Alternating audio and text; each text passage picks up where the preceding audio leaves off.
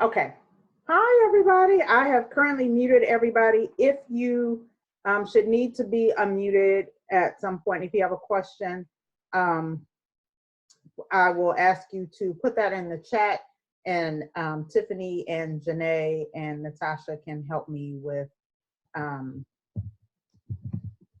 I have them as co-hosts.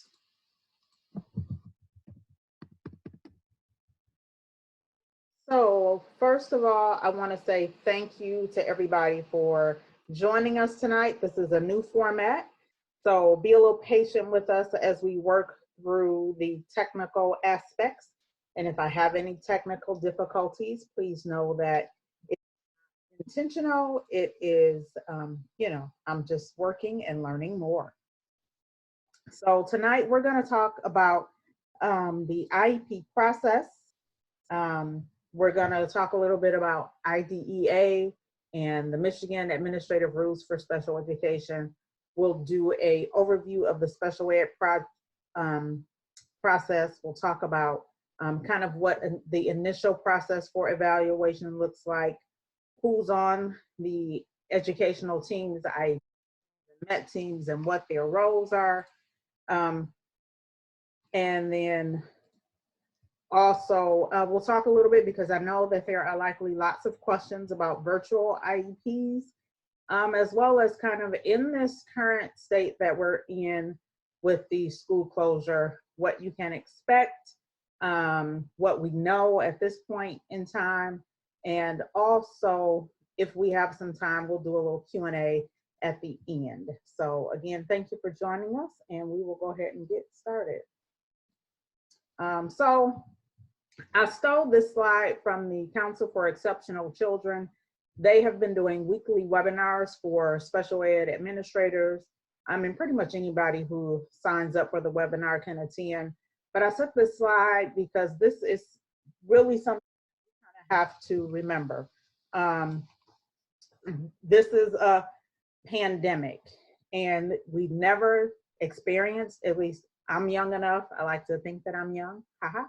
I'm young enough that I've never experienced anything like this in my lifetime, and I don't think most of us have. There might be some people who are older who may have experienced something similar at a point in history, but this is really a new world for us, and especially as it relates to special education and providing services and supports and supporting students through something like this. This has really never happened before. IDEA has only been around since the early 1970s. So we really are kind of building this plane as we fly it.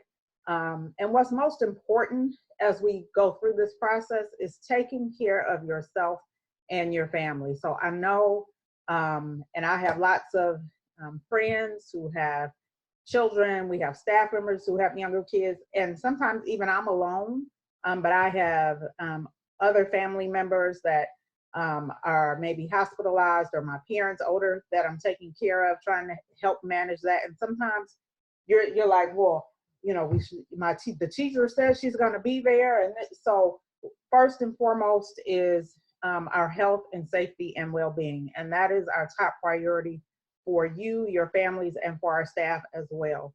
And then remember that your RCS will support you. So we are working hard to do our best to provide as much support as possible for you and your families, to get you the information you need as quickly as we get it. Sometimes it's not as quickly as we would like to get it, but as quickly as we get that information, we will try to share that information with you.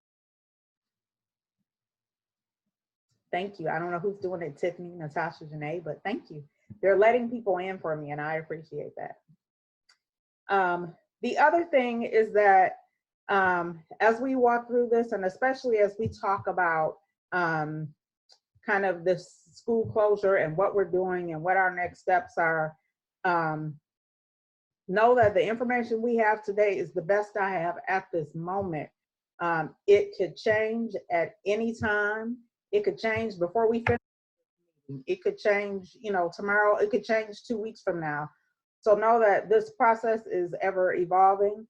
You know, when we first started this as a district, even before the state made any kind of moves as a district, we kind of made a decision that we were closing, and then we got some guidance from the state. They said until April 6th, then April 13th. And then we see all these news reports that, you know, the governor is going to say that schools will be closed for the rest of the year. And again, so we are kind of in that waiting game, just like you all are. We saw that in the paper, and I'm like, Debbie, did you see this? And she's like, yes, I did. So we're kind of finding out information sometimes just as you are finding it out as well. So please don't think that we're not sharing information. Sometimes it's just that we don't have information to give. So to the, what we are here for tonight is understanding IDEA, which is the Individuals with Disabilities in Education Act. And that is a federal law that provides for ensuring that we have services and supports for students that are eligible for special ed that are ages 3 to 21. And the way that the federal guidance works is that you have to do at least at a minimum what the federal government has outlined. You can expand and do more than that, and that is where Michigan stands. We were one of the first states to have special education programs and services.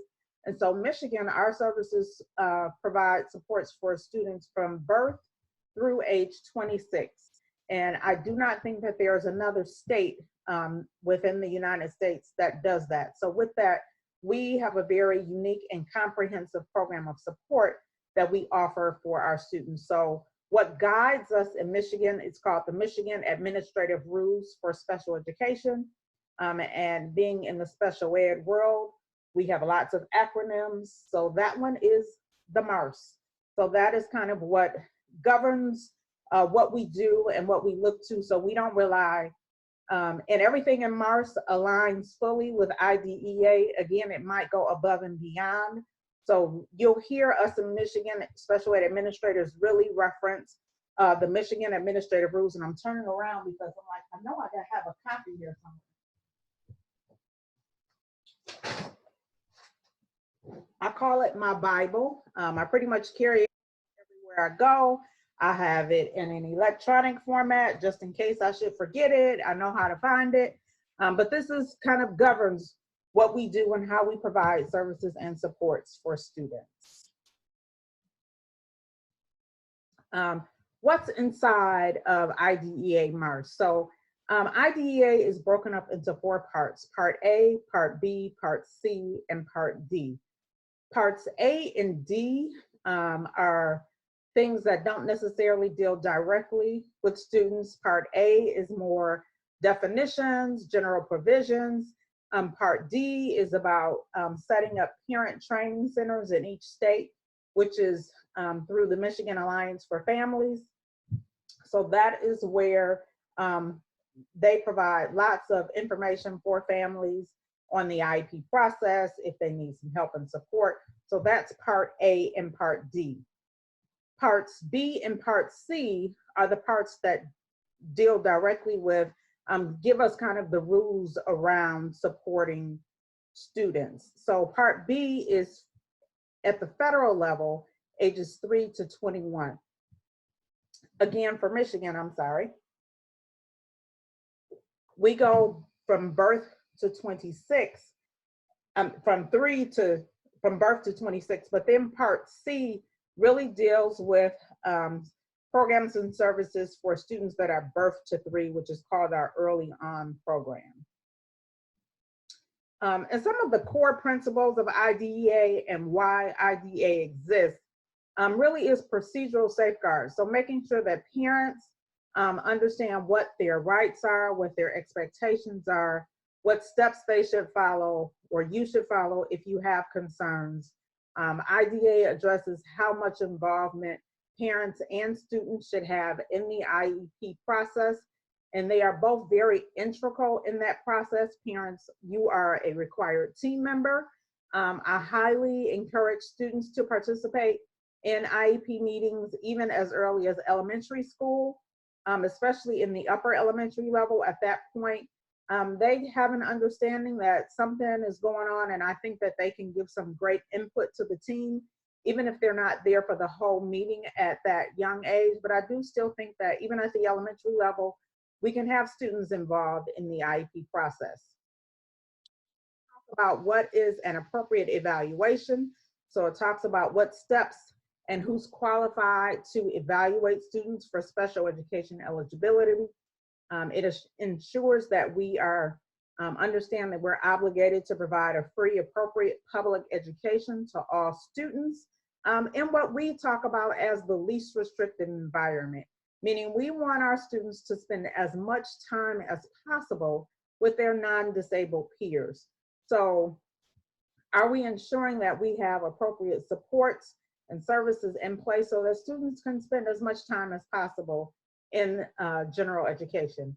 And then programs. So really, IDEA and MARS kind of talk about the development, and you get more of that within IDEA about what should be included in the IEP and that the components of that. So the special education process. So when we think about this, it is really a circular process, and I stole this from the Michigan Department of Education. They have newsletters that they put out or guidance that they put out for families called Family Matters. And so I took this directly from that. And so that first step is maybe you as a parent or maybe a teacher or someone notices that, hey, something is not necessarily as we think that it should be with this student. We identify that need and we talk about, let's determine if this child is eligible for special education.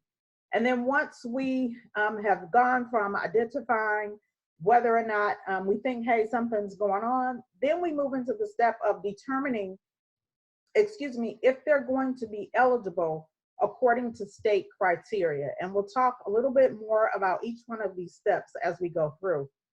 Once we make the determination whether or not a student is eligible, then we develop the IEP for that student. Part of the IEP process is talking about what particular placement, where's the best place that we should educate this student. And we'll talk through those and what some of the options are that we have in the district. And how will that student receive specialized instruction in this process? And then as part of this process is we're continuously looking at the data. The IEP process is a very data-driven process. So as we move through and we look through student progress, we've made this IEP for a student, we've set up this instruction, they've been receiving this instruction, then we begin to measure those results and say, is this working for this student? Is this not working for this student? And we come back together as a team. And sometimes it might be annually, that's the furthest we can take it. We have to do it at least once a year. But there are times when teams might come together multiple times throughout the year to look at data, to review. We made this adjustment. Is that working? Is that not working? So the IEP process is not, I've got an IEP and so my student has an IEP and so this is our plan for the year and then next year we'll revisit. It is a fluid process, and that is one thing that I do stress to parents.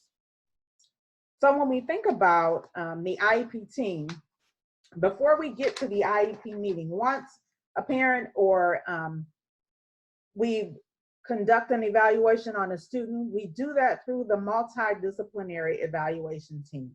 And so depending on what eligibility that we are looking for in the state, this team of professionals will take all sorts of data. They will do classroom observations. They might do some rating scales that they send to teachers, that they send home to parents. They may do some direct assessment of students, having students take some assessments. They may look at data that students, from assessments that students have already completed. They'll review their past report card grades. They'll review iReady data. They'll review MSTEP data. So every piece of data that we have available to us, the team will utilize that plus some additional information that they've requested your permission to seek. They'll pull all that together and then they will come together to make a determination.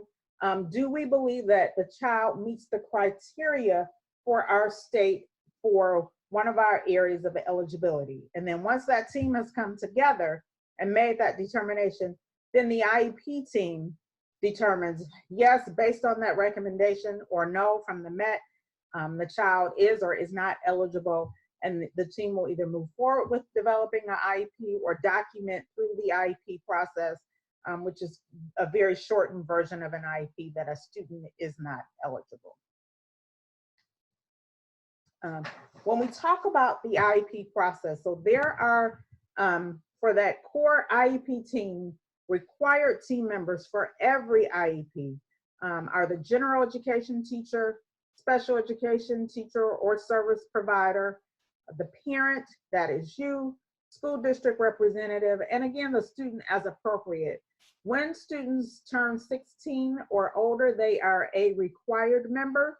But again, I do think it's important that we have students participate in this process to help them learn to self-advocate and understand how to manage what their disability is, and to understand what their strengths and their weaknesses are, and how they can navigate through this world with them.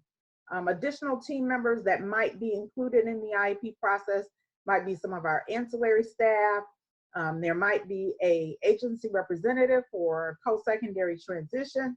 As a parent, you might have an advocate that you, and maybe it's not a formal advocate, maybe it is a family member or a friend who maybe has some knowledge around special ed, who kind of helps you walk through these things. As a parent, you have that right to invite those individuals to the meeting. For secondary, we might even include a school counselor.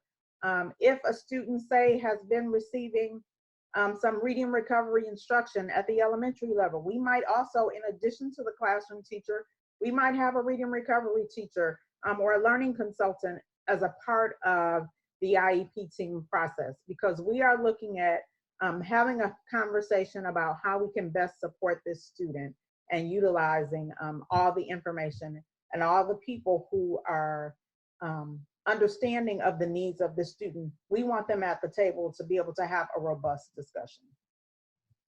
So the first step after that request for evaluation is that again, we'll request that once the parent, if you as a parent say, you know what, I'm thinking I might want to have my child evaluated, you should submit that request in writing to your building principal and say, hey, here's what my concern is. I'd like to have my student evaluated. Within 10 school days, our team will reach back out to you, set up a time to kind of review what information we already know we have about that student, and say, here are the things that we need to do to completely be able to fully evaluate. We might need to collect some additional data, and here are the data pieces that we need. Maybe it's a achievement test, maybe it's a social emotional learning test. So there might be some other tools that we need, and so we'll request your permission to do that. Once a parent has given their permission, so once you've given us your written consent, we've gone through that meeting, and you sign, you say, yes, I consent for you to provide these particular assessments to evaluate my child. We have 30 school days from the time that you sign that document to complete that evaluation and develop an IEP for that student, either determining that the student is eligible or ineligible for services.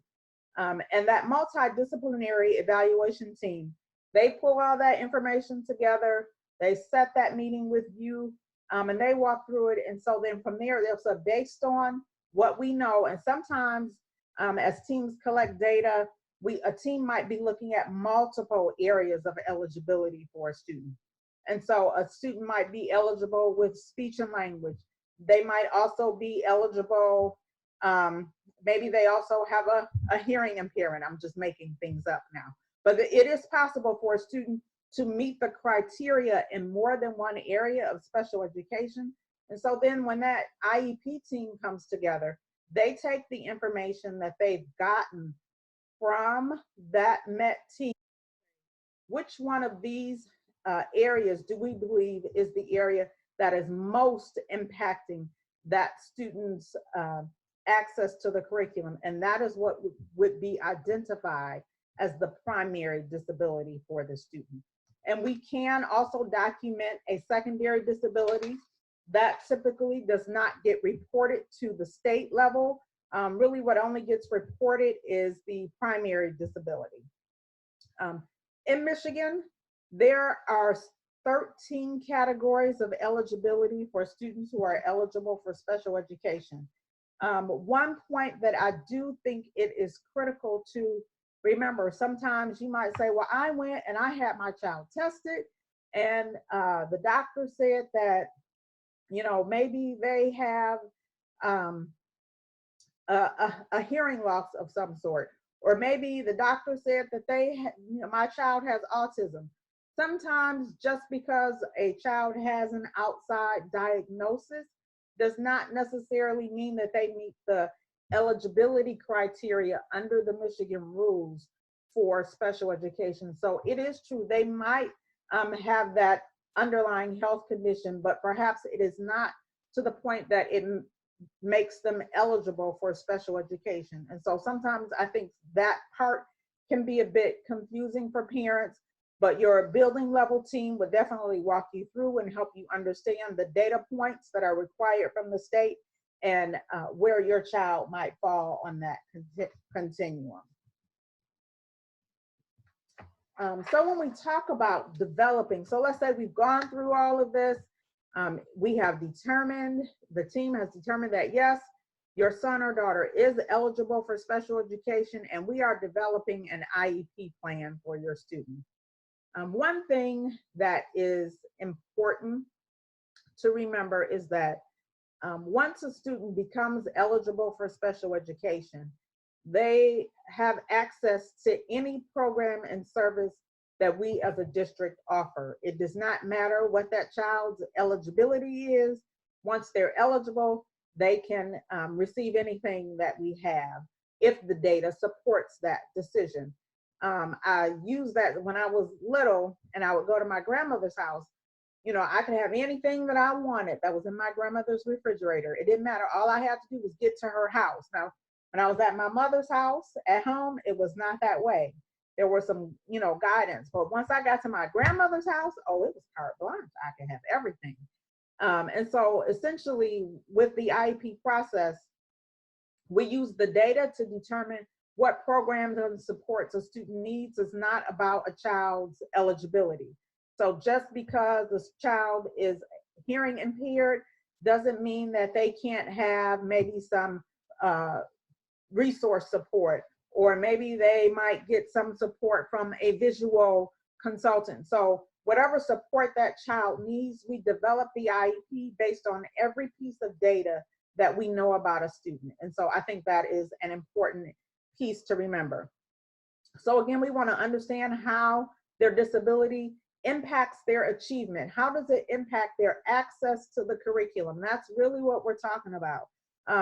How is this adversely impacting them in the educational environment?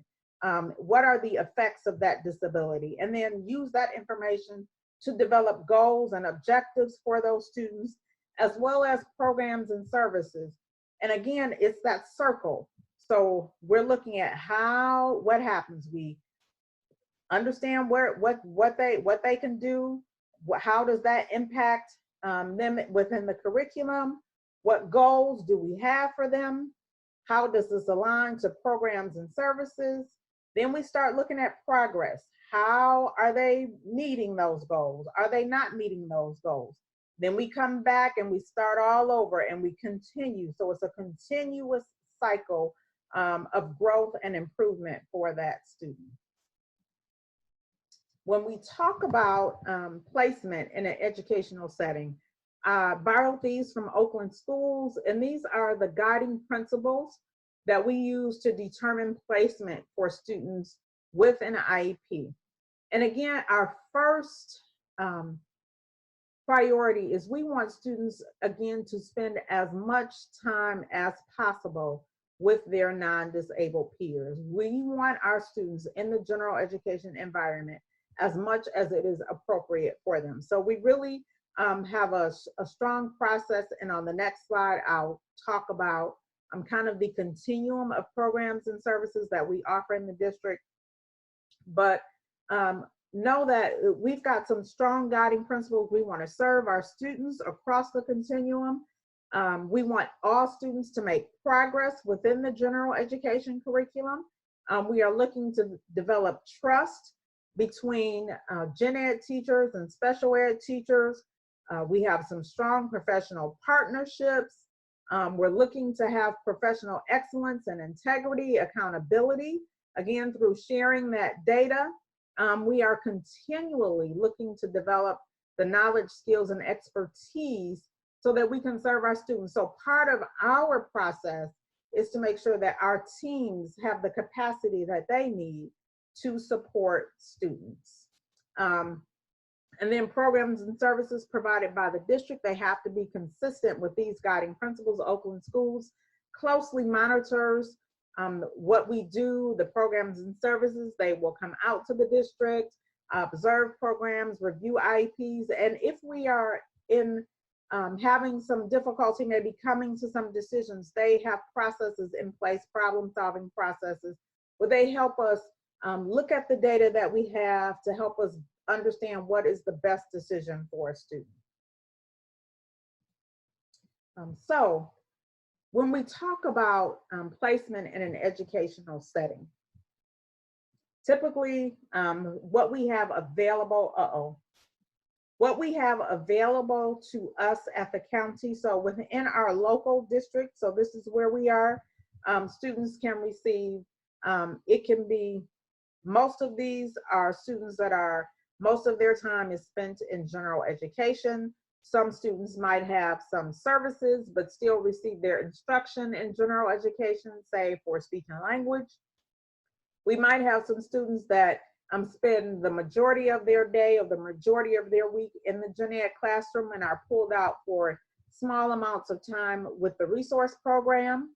I will note that it is important to remember that even part of a resource program and talking about,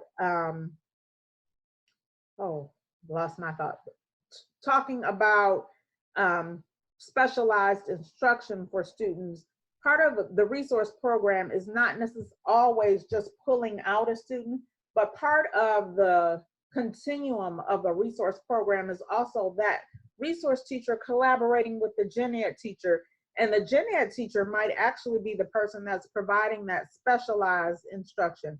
So the next step might be, let's say if a student, if resource isn't working for a student in district, we have some self-contained programs for students that have autism, students with cognitive impairments, students with severe multiple impairments, and at every level, elementary, middle school, high school, as well as pre-K, we have continuums of support within our district.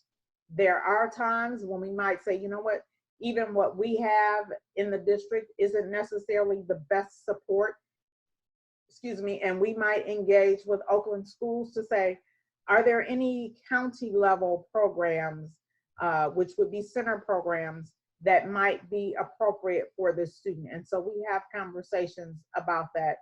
And there might be times where a student might need to even be in a separate facility, but those are the most extreme cases when that happens. And again, it doesn't just happen overnight. It is a process, and sometimes teams might feel like this process isn't moving too quickly because that is, and I'll take you back to that IEP circle. We are always in this circle of measuring results, reviewing, adjusting as necessary, and identifying the needs. So sometimes when we are working through the placement process for students, maybe a team has an initial placement recommendation. They're collecting data, and that data is showing, oh, this isn't working too well. And so then the team might go back, make some adjustments, see how that goes for a little while. Oh, that's working great. Okay, so that was what it was. If it's not working, they might come back and say, you know what, it's still not working. Have we exhausted everything we can at this level before moving to that next level? And I think that is an important aspect of that. I just talked about that point of specialized instruction. So special education means that the student needs something different than just kind of what they have been getting, and what will that look like. And again, I think it's important to note that sometimes that the general ed classroom teacher might be the person providing that specialized instruction, but in collaboration or in consultation with the resource teacher or special education teacher or special education service provider. So again, once we develop that IEP, we've got it down, we think, yes, this is what our student needs. Little Susie will be okay. You know, we've got this plan for her. She's in 2nd grade. We're going to be rocking and rolling now that we've got this together for her. Now what we have to do is keep track of the data. So every report card marking, as a parent, you will get a report of how your student is doing on their IEP goals and objectives. Are they on target to meet those goals? Are they not on target to meet those goals? And so that information is critical to the IEP team in looking at maybe saying, you know what, this goal, Susie knocked it out the park. We need to come back together, maybe amend it and add a new goal because she's already achieved that. And we have, you know, 3 more quarters to go for this school year. So it really is looking at that data on a regular basis is an essential component to the IEP process, and remembering that you can call that IEP team back together. It's not just once a year. You can call that team back together to look at data and say, hey, this is where we are, whether in a good way or a not so good way. What kind of adjustments do we need to make? She's making phenomenal progress. What do we need to do next? Or, oh, this isn't quite going like we expected. What adjustments do we need to make? Again, we review that IEP. I just talked about this, and making those changes as necessary. That is just, that's a big piece for us. And then there are several types of IEP meetings. The first one is that initial IEP meeting. Then what we call the annual, which is what must be done every year. A reevaluation IEP should be done every 3 years for a student. It could happen sooner, but no longer than every 3 years, a student should have a reevaluation IEP. If you transfer to another school district or another state, there will be a transfer IEP, or if a new student comes to Rochester from a different district, we'll do a transfer IEP for 30 school days, determine, do we need to do a new evaluation? What kind of information do we need, so that we take that time to get to know the student before we develop an IEP. Sometimes a team might need to amend something. Maybe there's not something major, but it's before the annual IEP, but we need to make a slight adjustment, and that is called an amendment.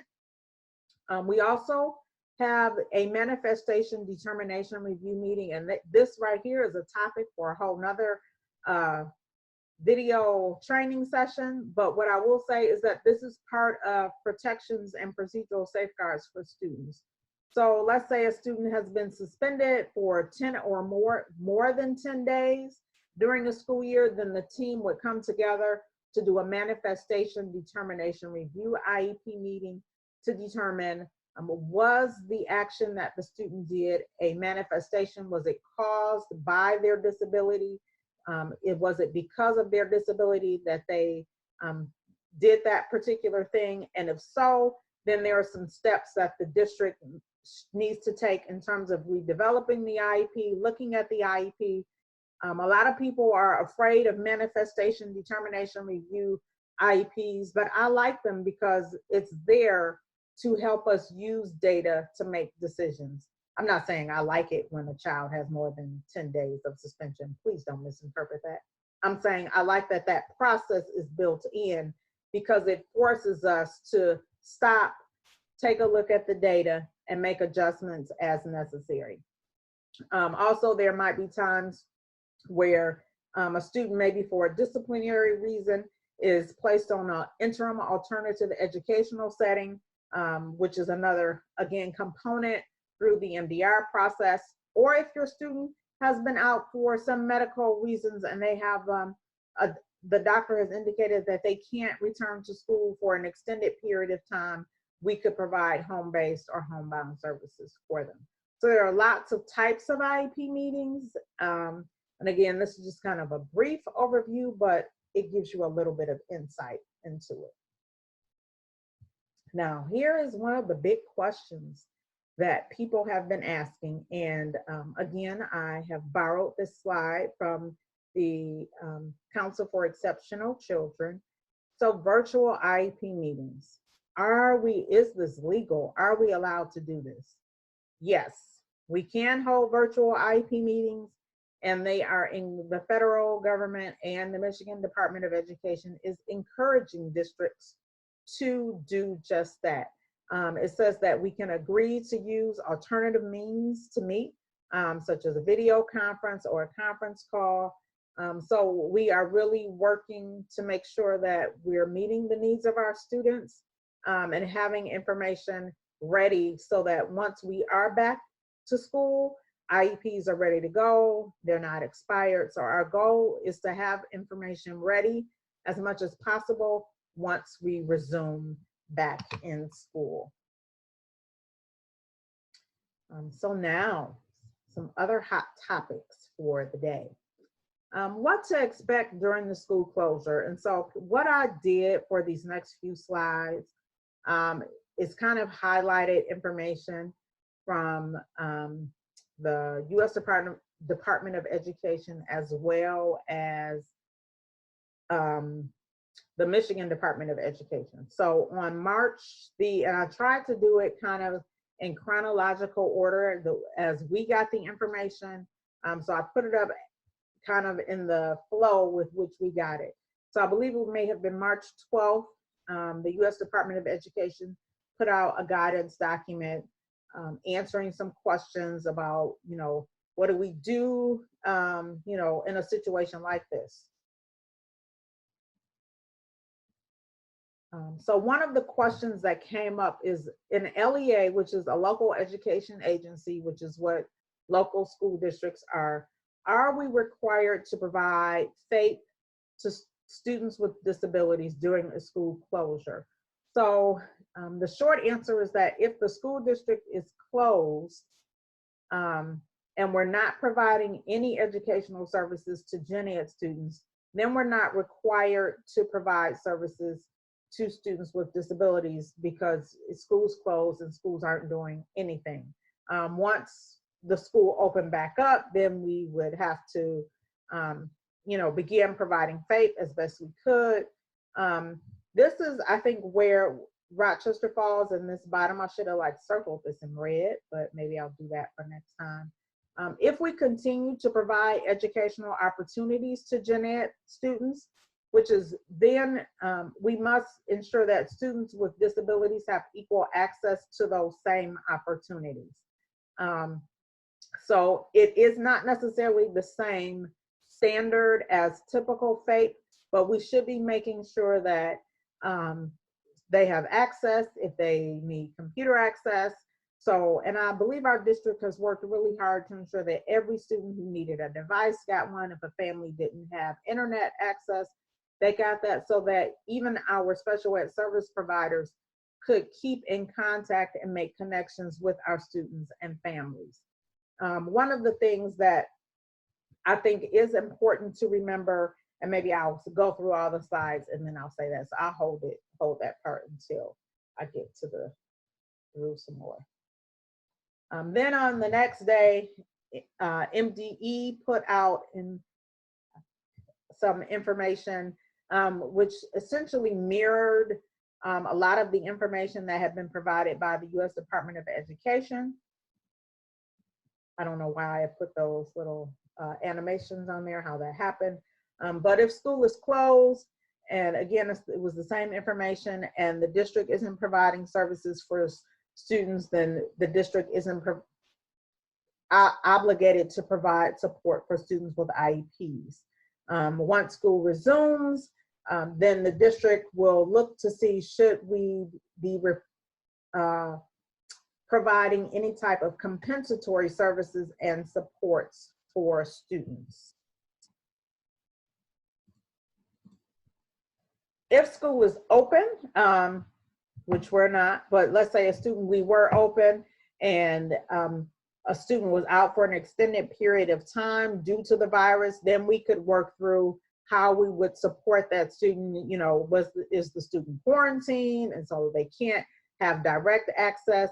And so hopefully we won't have these situations, but eventually we could. But again, we would work with that family to talk about what would be the most appropriate way to support that student, and then look at, once they return, did we need to do any type of additional support for the student.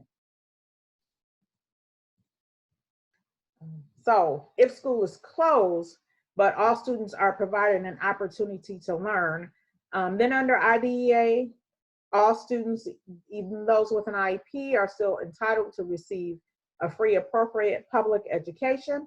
Again, you have to consider the technology needs for a student. And then once we come back, we look at individual IEP teams, look at, you know, the FAPE that was offered during the distance learning to decide, do we need to do any compensatory? Because one thing that is evident, we realize that we cannot necessarily at this point, we don't have the capacity to provide the same level of support for all of our students with IEPs through a virtual means. We, at this point, haven't built our capacity as a district to do that. I think that's something that we're working toward. And I think the result of this pandemic will be that we come out of it as a district stronger with some new resources, some new tools, some new structures to be able to support learners in multiple ways. So, and we are extremely excited about that. And then again, once we come back to school, we'll convene those IEP teams to determine, do we need to do some compensatory services? Because again, it is hard to navigate some things through a virtual situation for students that have a disability. So really trying to find ways to do that. The other thing that we definitely have to think about in this process, so MDE put that out on the 13th. Then on the 18th, they said that they guidance to transition to online learning. And they said that this memo was intended to provide answers to questions. And it says this memo pertains to online learning when delivered to students as a full substitute for normal instructional delivery methods. And I think the point I want to stress is that we are not at all as a district thinking that what we're providing, even from the Gen Ed perspective, is a full substitute for what students typically receive in the brick and mortar school building. They are not engaged for the same number of hours at the same level. So it's not the same level of support even at the Gen Ed level. So we're looking at how we can best support. It's not specifically about the supports that district and schools are providing to students at the present time as supplemental in a time of closure. And so what we've been providing is more supplemental versus saying that this is a full substitute for normal instruction inside of the school building. And so I think I just wanted to give that piece of clarity. And then, you know, they blew up the world about a week ago. This was MDE when they sent this memo out on March 20th about instructional time during a school closure. And they said that if an LEA or PSA can meet all the requirements to transition to virtual learning, would the time during that be counted as instructional time? And they just were like, no, we don't have a mechanism for that. It's not going to be counted. And, you know, again, this was one of those situations where we didn't know about this memo until you knew about this memo. So they put this information out, and I believe it was an intent to say, because I think later that night, MDE put out another memo attempting to say, it is our hope that through the legislature, we can work through a process to be able to, so I think they are still trying to find the way. But I just want to encourage parents that we are asking our staff to reach out, to connect, and it may not be in exact the same way, because again, some of our staff members are caring for, they have children at home, they have other family members that they are tending to. So, you know, trying to navigate and balance both worlds means that there might not be that capacity to say every day, you know, my child's IEP says that on Monday, Wednesdays, and Fridays, they would have speech for 20 minutes. And so I want, you know, this, and we may not, you know, it's highly likely that that isn't going to be possible. Just again, I'm single, and I've had situations to come up with my family this week that have caused me to have some flexibility in how I've been working. So again, just as I said to you, we've been telling our staff, our first priority is safety, health, and well-being of staff and families, just as it is for you. And sometimes even for you, you know, it may not work. So we're making sure that they are making some consistent and regular connections with students and with you, but it is not necessarily intended to be a full replacement for what the student typically would have gotten inside of the brick and mortar school building, just because as this, and this is a moment of transparency for me, as I think about this and I listen to the news and I watch it, and I don't, you know, I watch just enough so that I know what's going on, but not too much. And I hear them talking about turning places like it's not Cobo Hall anymore, excuse me, the TCF Center into a temporary hospital with, you know, 900 beds. Someplace, the track field at the University of Michigan, they want to turn that into a temporary facility. And they're telling us that there's a strong probability that it could get worse. And so then I began to think about, we've, you know, had some conversation with the supervisors today. We already had some teachers who maybe have been sick for a week. And so wanting to make sure that we understand that, you know, the way that staff members might be able to engage might be a little bit different in this space, because we are in a pandemic. It's not just, you know, a traditional break, a snow day.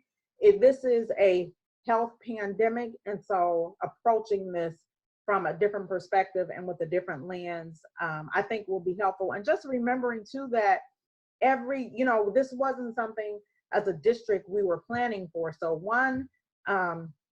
things might look different because somebody might have already been a whiz in, you know, Zoom and Google Classroom and Hangout and Meetup, whatever the things are. Somebody may have been a whiz, and then there's somebody like me that's just kind of been tipping their toes in. And so how people interact and how staff members engage might be different, but what we want to make sure is that there is some continued regular engagement, even if it looks different, but just making sure that there is some consistent contact for our students, because I know that they miss their teachers and their special ed providers. So you might say that's all fine, well and good, Concetta, but where are we? Where does Rochester fall on this continuum? And where in the world is Rochester going? What I can say is at this point, we fall in that what we're providing is more supplemental. We're not in a phase where we are working to teach new skills. It really is about helping students maintain the skills that they've had from a special ed perspective during the closure, similar to what might happen over a summer break. So how do we ensure that students don't have an excessive amount of regression? Because just again, over summer break, every child, those with disabilities and those without disabilities, typically there is some kind of summer slide, as they call it, or summer regression. So what can we do to minimize that? And then when we come back, and I'll talk about, you say where we're going. I hope you all are enjoying my humor tonight. Are we going this way, that way, another way? And if you like me, sometimes I'm like, well, I don't know where we're going. I'm a little lost. And so it is our hope that I'm sure by now that many of you have seen that tomorrow night the governor has a town hall that will be aired on every local news television station. And so we're looking to get some additional information about, what are our next steps. And so once we get some guidance from the state level, then we can better, talk about and navigate through what we are doing as a district to move forward. And again, as I talked about earlier, as we move through this, it changes. When we started this, we were under the impression that April 6th, we could go back to our lives as we once knew it. And at this point, I've heard somebody say June, I've heard somebody say July. So navigating what things will look like moving forward, we really will have to, oh yeah, see, that's I don't know where we're going. But what I do know is that we're going to have to keep calm and just wait and see. And so we will continue to take it day by day, moment by moment, and not, as the information comes to us, navigate through it. And if it changes once it comes to us and we have to make adjustments, we will make those. So that is really the gist of where we are. And I think I'm at a point for questions. So I'm going to go into the chat space. To see if there are questions in there, or supervisors, if you've seen some in there that I have not answered yet, let me know. Chat, here we go.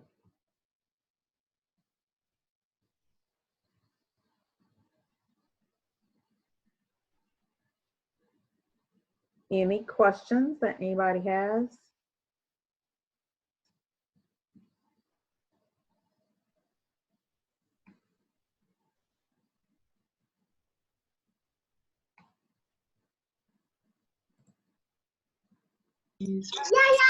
All right. Oh, I should have.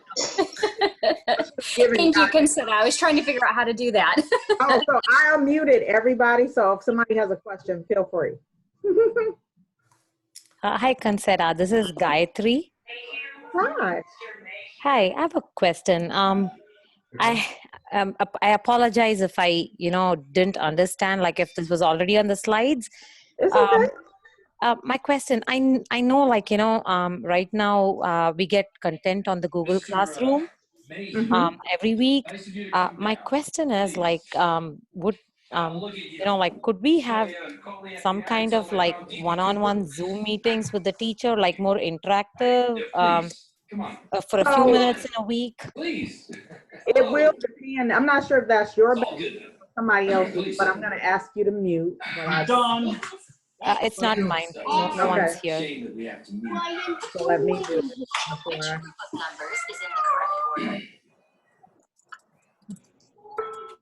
Okay, so I muted everybody, but you can unmute yourself if you need to at the appropriate moment. So it really, that is part of that flexibility piece that I was talking about. It depends on the service provider. They might be able to work through that. And it also depends on how many students are on their caseload. So if I have a speech therapist that has 60 students on her caseload, and to try to set up 60 one-on-one weekly meetings might be a bit much given what is going on and then trying to schedule that in the time when that therapist is available as well as when the family is available could be challenging. So it may not be available, and I do apologize for that, but it may not, because again, we're not looking to give the exact duplicate the services that that the students get in school. It really is meant to be more of a helping them to maintain where they are, to minimize the regression that happens while we are closed. Sure. Yeah, I totally understand, like from a therapist point of view who has multiple kids on, his or her caseload, it's not going to be feasible. But is this something that I can ask the teacher directly? Like, if they are willing to spend a few minutes a week with my child? So yeah, you can ask, but what I guess my caution is don't make them feel bad if they can't. And so I've kind of said to staff members that I want them to have some kind of regular contact with families, but in terms of giving one-on-one service and support for every student that's on their caseload, that might just not be realistic. And I don't Okay, sure. expectations. Yeah, no worries. I just wanted to put that across because I realized my daughter is doing like very well on Zoom. And we have our first class meet tomorrow on Zoom, and she's gonna see all her classmates and her teachers. So it's gonna be fun. So yeah, I just thought I'd throw that question across to see if it's feasible, but if not, I completely understand. Thank you, You're Concetta. welcome. No, you're welcome.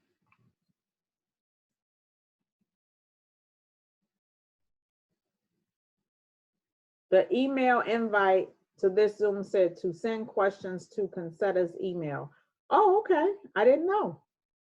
That must be a standard kind of thing. I'm sorry, Carrie. Hey, no, I was just letting you, it looked like you were checking the chat for questions, and I was thinking you should be checking your email because that's where it asked you to send questions. I didn't personally send one. Oh, okay. But they might be there if you check your inbox. I know, I'm looking now.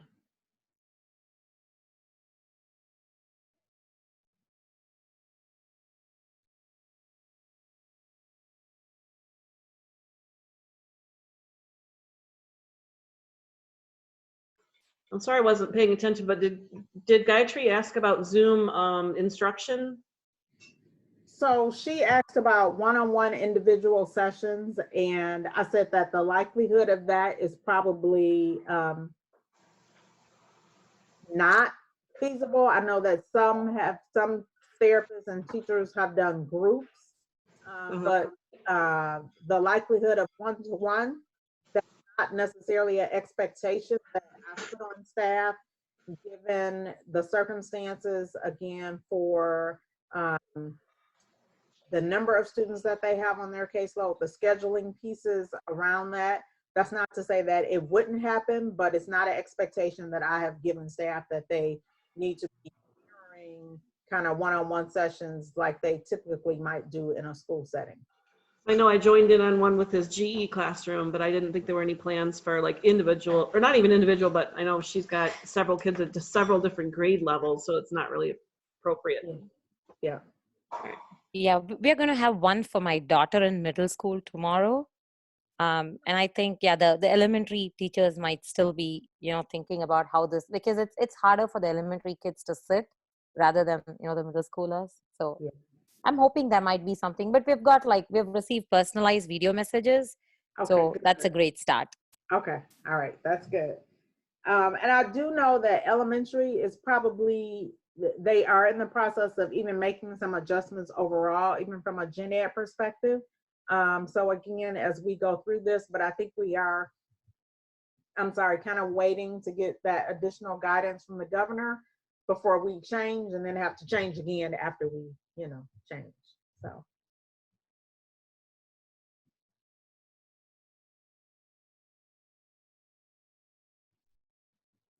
Hi, Concetta, it's Julie. I actually sent a couple things in email, but you've already answered them. Okay, good.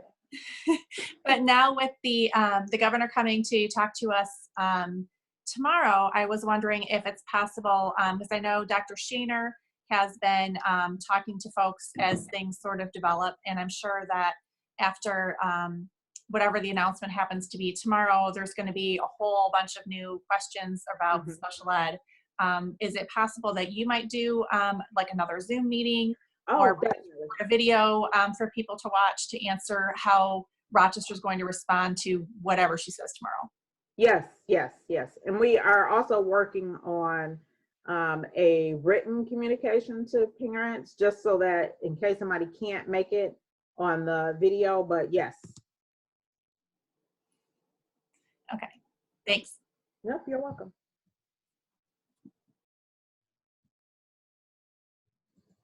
Other questions?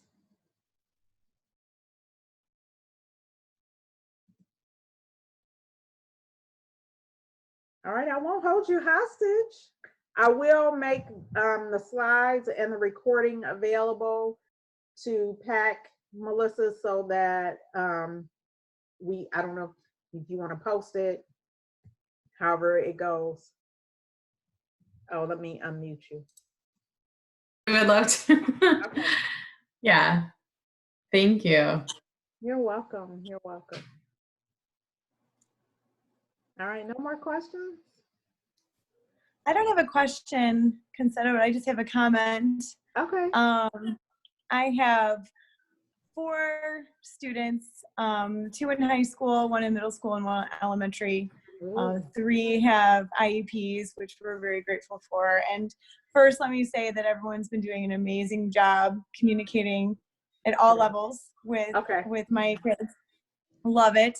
The only comment and feedback I've gotten from my high school student is that when the homework comes in through the Google Classroom, there's he's holding himself to try to now keep up with the work that's coming in generally for everyone.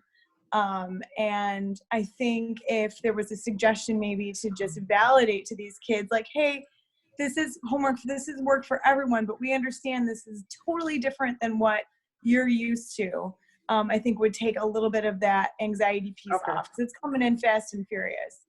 Okay. All right. No, that's helpful. Thank you. Thank you.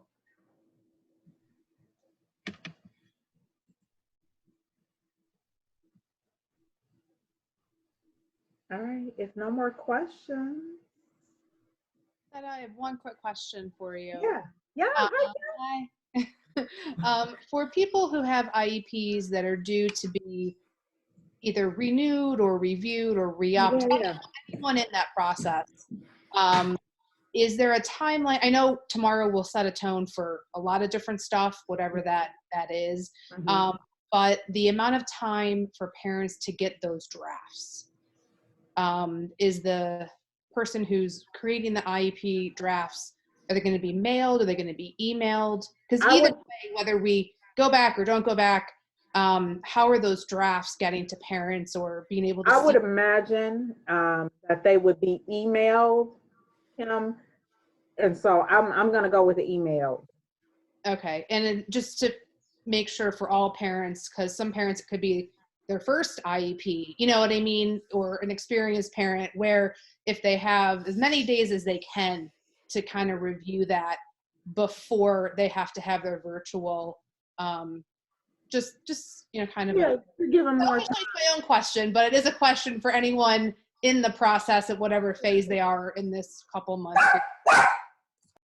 Yeah, no, that's good. That's a good question, Kim. I made a note of that just so that I can get something out to staff just to remind them to email parents the drafts.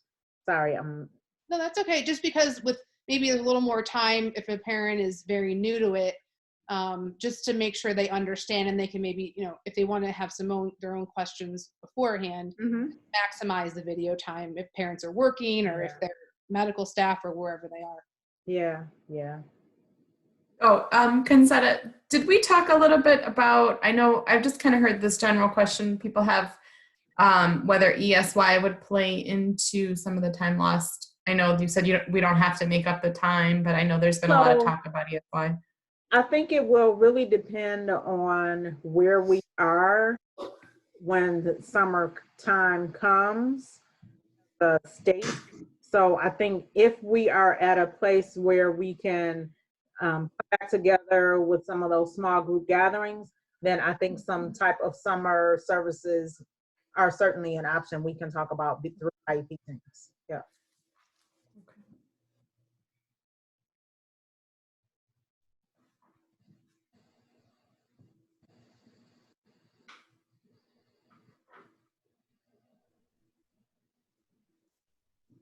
All right, guys. Okay, Julie, I love your background. I gotta. We were actually supposed to go to Universal for spring break. Aww. I love it. I love it. Thanks. All right. Have a good night, everybody. Thank you. All right. Thank you all for coming. Oh, you're welcome. Listen, Where else am I gonna be? Thank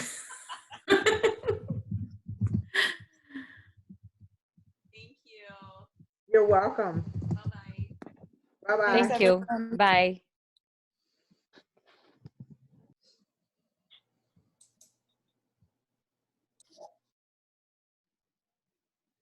I like watching numbers go down.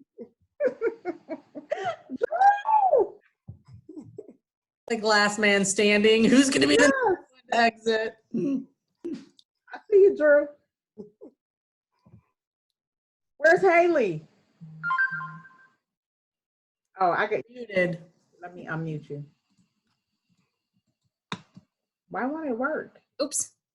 Oh gosh. So Haley's playing video games with her dad right now. Oh. But Drew knew that I brought in some butter pretzels into this part of the house. Oh. I think that's the real reason why he's here. He's eating my whole snack stash. I'm not mad at you, Drew. I love it. Drew, can you say goodnight to everybody? Good night.